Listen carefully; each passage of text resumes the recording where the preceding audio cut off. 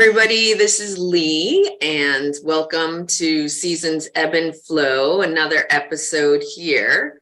Today, I am talking to Mike Derenthal, and he is a friend of mine in the neighborhood, and he is a realtor who has expertise in selling and buying homes during divorce, post-divorce, and talked about it a few times in the past, and he's actually even attended some of my support groups and answered questions to people who are going through divorce and have questions about housing. And so I decided to bring him on here and share some of his knowledge with more of you.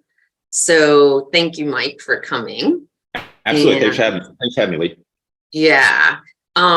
So I guess just to start with kind of a broad picture question, like when people are going through a divorce, what are some key things that you think they should be considering when they're thinking about settlement options with maybe like buying their ex out of the house or figuring out what makes the most sense? What are some things they should be thinking about? Well, usually one of the first things I'll talk about with somebody, depending on where they are in the process, is to not, first of all, don't be rushed. There's it's very common when I'm talking to somebody that's going through divorce, which can be extremely traumatic. You've got the trauma of the divorce that's going on, along with the fact that real estate is typically going to be the largest asset that has to be figured out as part of that divorce. Yeah. And that can be a real, make for, kind of a nasty combination of decision making sometimes. And a lot of stress and a lot of anxiety and a lot of anger. I mean, it all kind of, it's really about the money at that point, for better or worse. And it's not unusual for me to sometimes talk to somebody that is at a point emotionally where a lot of times they want to get through it as quickly as possible. Yes. And then afterwards, you'll talk to somebody a year or two later, once the dust is settled, and it's very common to hear them express regret for quick decisions they made back when they were in the midst of the divorce. So that's usually my first bit of advice is, take a breath, try to, I know it's a painful process to go through and people want to get on with life, but how that real estate part of the equation shakes out can really kind of determine really the financial trajectory. Yeah, Absolutely. I think that makes so much sense. And when you're going through the divorce, the trauma and the stress, your ability to think calmly and really big picture long term is somewhat less strong than it would be in your regular life. And can be stressful because it's such a big investment. So yeah, I think that's really, really good advice. I think some people who probably are homeowners before the divorce, the idea of maybe potentially renting for a year or two sounds like they're taking a step back in life. But I think to what you're saying, it could just be thought of hiatus to calm and figure out what your best decisions might be. Not that people should choose to rent, but it shouldn't be something that they just write off as like, oh no, I can't be a renter. Yeah, that kind of goes with any sort of real estate transaction. Whether you're going through divorce, whether or not you're coming out of, somebody may have just lost a loved one, job situation, maybe you just relocated. I always typically tell people, be very careful about making that big long-term financial decision when you're in the midst of some sort of, emotional, duress, so to speak. And sometimes the finances might force things to happen, at a certain rate, at a certain speed. But I'm in the business. I don't necessarily make money when somebody rents a house. I make money when they buy and they sell. But I've still over the years always tried to tell them, listen, your best interest might be best by saying, let me take time out, rent for 6 months, 12 months. And get some of these other pieces in place before you go make a big purchase decision or decision. It's so true. Like my personal experience with that, when we moved to Orlando in 2006, my son was like 6 months, not sleeping through the night. So I was so sleep deprived. and we wanted to find a place to live here. And Mhm. we came for like a weekend, and we're looking, and kind of under pressure chose a house to buy, partly because we had a cat and dog, and finding a rental at the time was hard. But in hindsight, it was such a bad move. We ended up kind of stuck in this area that we didn't like because we just didn't know the area. In hindsight, I always recommend renting for a year if you're going to move to a new area, so that you can really know the town and decide what area you want. That was our probably worst decision that we ever made in our marriage together, but luckily it was temporary. We were there a few years, but Mhm. um Not uncommon. Not uncommon. mhm. Yeah. So for people, I know another thing for some of my clients, the idea of the house becomes a really big sticking point in the settlement if both parties want to keep the house, or one party wants to buy the other one out, but it's probably maybe too much for them. Like, what are some things that you talk to people about when they're trying to make that decision about keep the house? Or There's gosh, we could talk for hours on that one. yeah. There's a few things I think are worth mentioning. First of all, and I just had this conversation with somebody a couple weeks ago. It's when, a lot of times, more often than not, a divorce is contentious. You've lost trust, you're angry. There's people aren't getting divorced because they like each other. And and getting advice and direction and input on the valuation, what the market's doing, what you should or shouldn't do with the property. Finding a resource for that both parties trust Yes. can be a huge struggle sometimes. And Totally. it's people, my ex was a family law attorney, so I've had a lot of insight into divorce outside of my real estate practice over the years. True. And so many times I've heard stories, people have no idea what the financial implications are, just in terms of attorney's fees and whatnot, when things get ugly. Yes. And you can kind of, once you've been through it, you can kind of see it. But so, people could put a lot more money and be in a much better space financially at the end of divorce if they can take little steps along the way to try to minimize the friction and the anger and the stuff that's going between the two parties. Completely. Yes. And sometimes that's possible and sometimes it's not, depending on the circumstances. But finding, an ideal scenario is that both parties find a real estate person that they can trust, that can have a calm business-like conversation with both of them. Maybe it's separate conversations, but say, listen, I want to come in here and try to give you an honest assessment of what you're sitting on as far as the valuation of this property. Right. That can be huge. If that can't happen, then you can, it doesn't hurt to have, okay, you get somebody that you trust, I'll get somebody I trust. And then that can be tricky then, but finding somebody you trust that can treat it like a business transaction, because that's Absolutely. really how it needs to be looked at. Yes. When somebody's in the middle of a divorce, there's so much emotion, and we'll keep coming back to this, we'll keep saying it over and over again. And there's the emotion of, maybe I'm emotionally attached to the property. The other one I hear all the time is somebody says, well, I want to keep the house for the kids. Yes. I've got 5 more years till the kids are out. It's really important to me that I keep this house because, and people are like, in that situation, I find a lot of times people are like so emotionally distraught and they feel, a lot of guilt and anger towards what the kids are having to go through. Yes. I haven't been through it myself, and having seen so many other people go through it, I usually try to find a delicate way of telling people, you know what, the kids living in the marital home is really, in the grand scheme of things, not as important to the kids typically as it is to the parents. Yes, it's so true. So true. And I feel like the kids are pretty resilient. Yeah. And I think if you can keep the relationship with your ex amicable and they feel loved by both parents through the process, that's so much more important for the kids' well-being than the same home. Yeah. And people will fight over the home until they can't even talk to each other. And then the kids are living in this space of a war between the parents over a property. And the parents somehow don't realize that the stress of seeing their parents at war is so much worse than having to move to a different home. Yeah, that's and it's hard to explain that to somebody when they're going through divorce and they're dealing with those emotions. Yeah. But from the outside, it's so obvious. Yes. People have got, all this sadness and this anger they're dealing with, and they're kind of projecting their issues onto the kids. Right. And like you said, you've seen it too.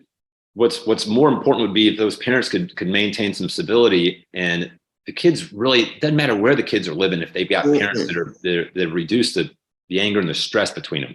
Exactly. Yeah. I mean, when my ex and I split, we were living in the Philippines and we'd only been there for 3 months. So the kids had just adjusted to like living in a new country. We were only going to live there for a year, but it was, and then 3 months later, we told them like, okay, it's not working.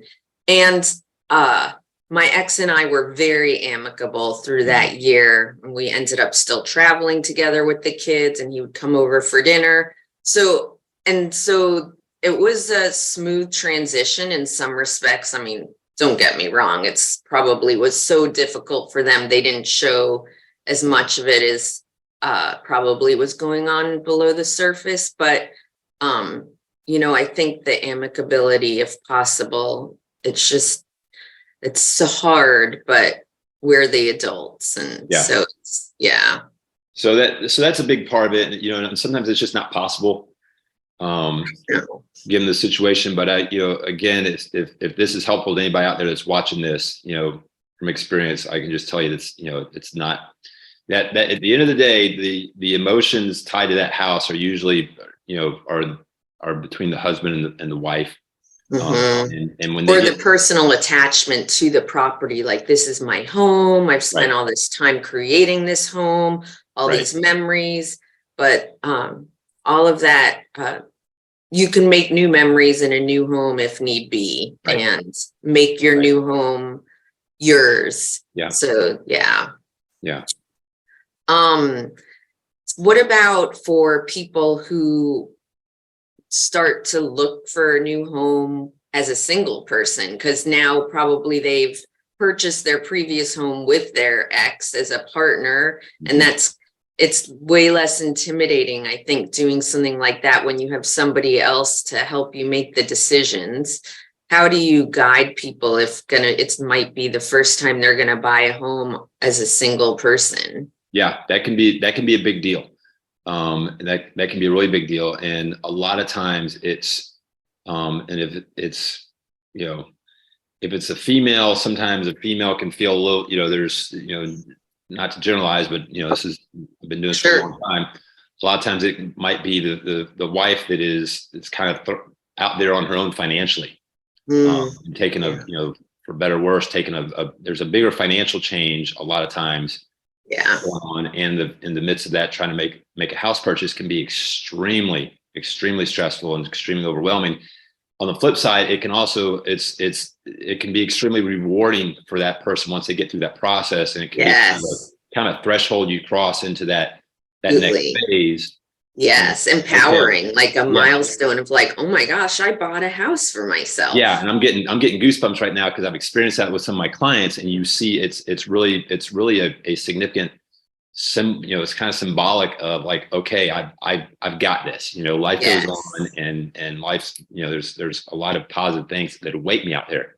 Absolutely. So that part can be really rewarding. But again, this gets back to, there's an emotional side of it, an emotional journey. There's also a very big, important business, financial side of it too.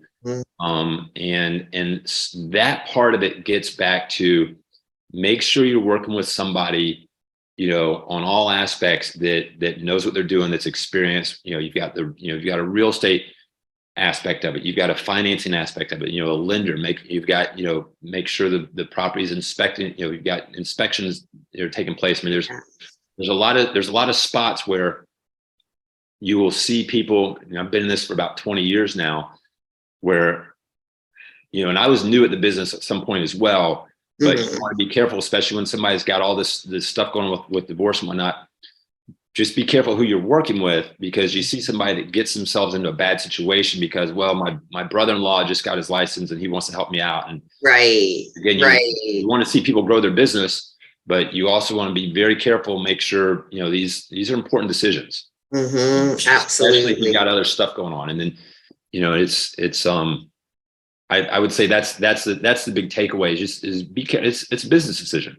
Yeah, I 100% agree. Yeah. When I was in real estate, one of the things that I saw with first-time home buyers is a lot of times they wanted to work with their bank for their loans, and at least not to throw banks under the bus or anything, but it seemed like, from my perspective, working with the banks was so much harder than if they were working with an experienced mortgage broker.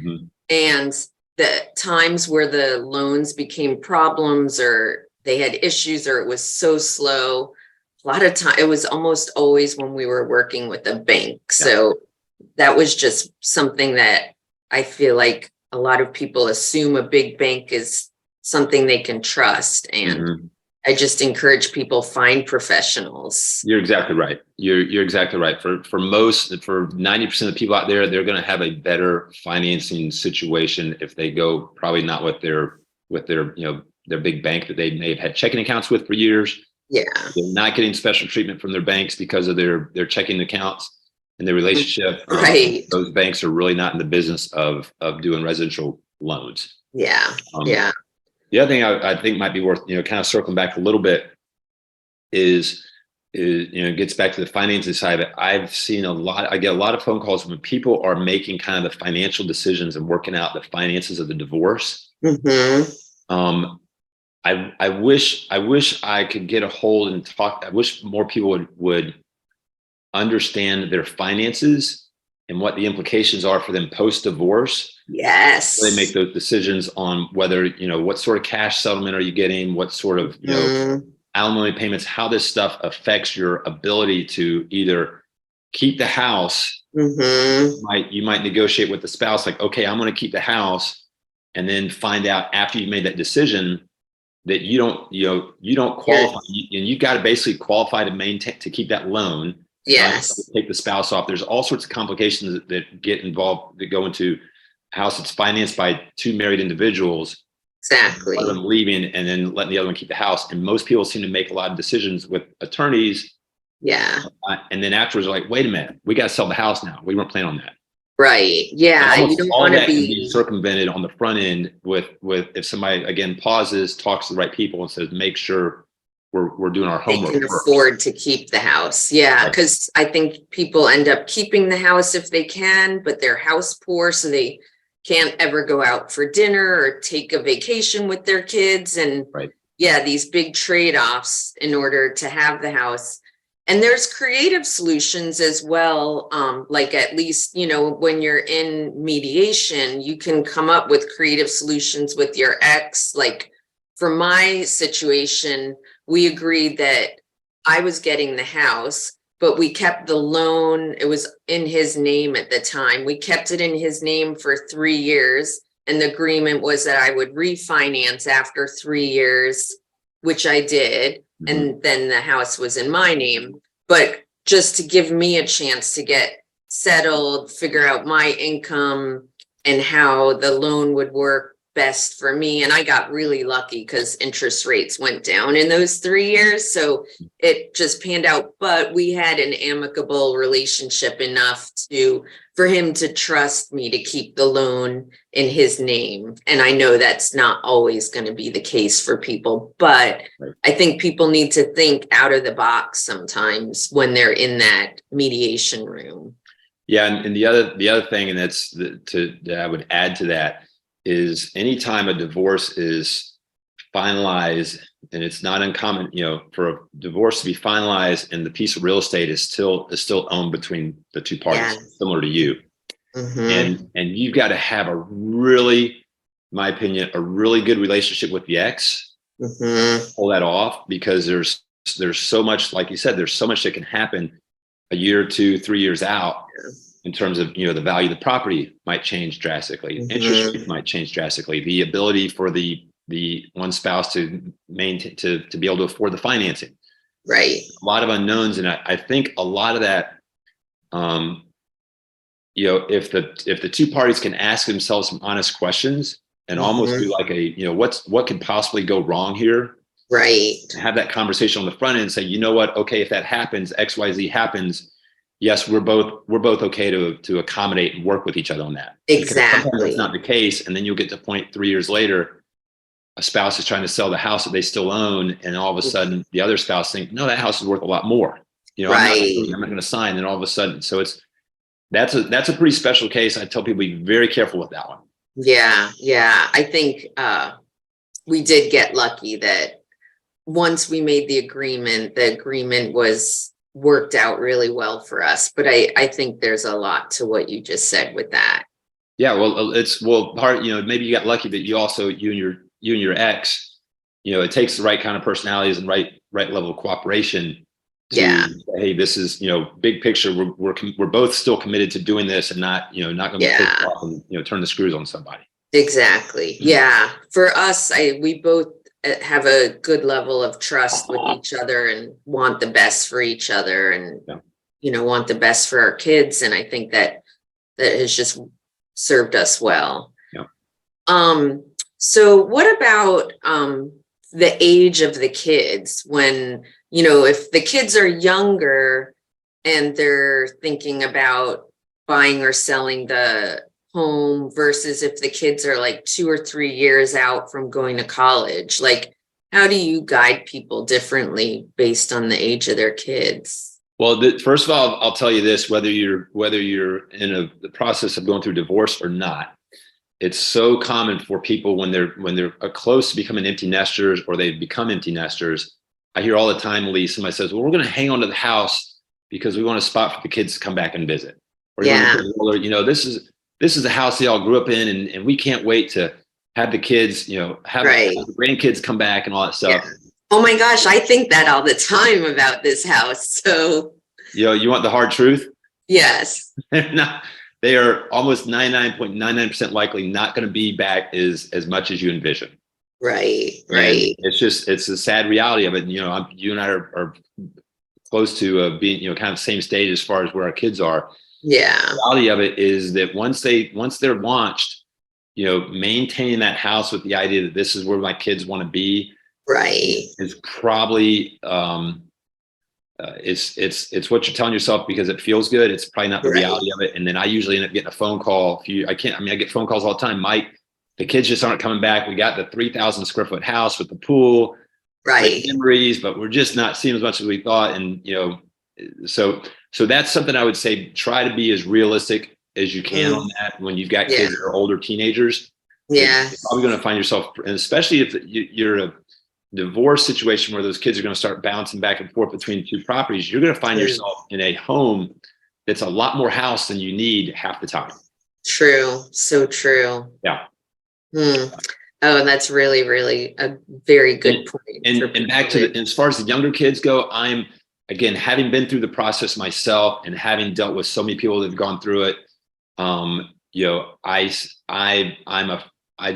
fairly adamant in believing that the actual physical location of where those kids are living has such a minuscule amount of importance to all the other aspects of things that are going on with divorce. Yeah. How it affects the kids.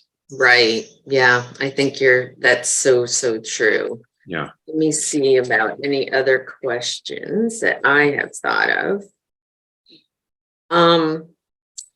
Well, anything from your personal experience or things that you want to add that I have not thought of? Yeah, I'll kind of go back to the importance of, similar to you, my ex and I think had a fairly amicable divorce, and we, it took work from all involved, my ex, myself, the kids, but we put work and effort into it. And so I've got maybe a little bit of a, had an easier time with it than I know a lot of people, things other people have to deal with. But one thing I find myself telling people is be very conscious of how little small things can blow up very quickly. God, so And true. and it's, and people that can put the effort into and try to take a step back and look at a big picture, 30,000 feet level, view of Yes. what's going on, will Yes. typically be glad they did once they get Mhm. through it. Exactly. And I jokingly tell people, my ex and I, we divvied up 20 plus years of assets in about 30 minutes Mhm. in a fairly amicable way. And then we got into some of our biggest disagreements over some really stupid stuff. Yes. That Yes. fortunately we both were able to kind of take, step back, cool our jets and whatnot. Right. But it is so easy when you're in the middle of that kind of stuff, stuff that's really not worth a lot of money. Um, No.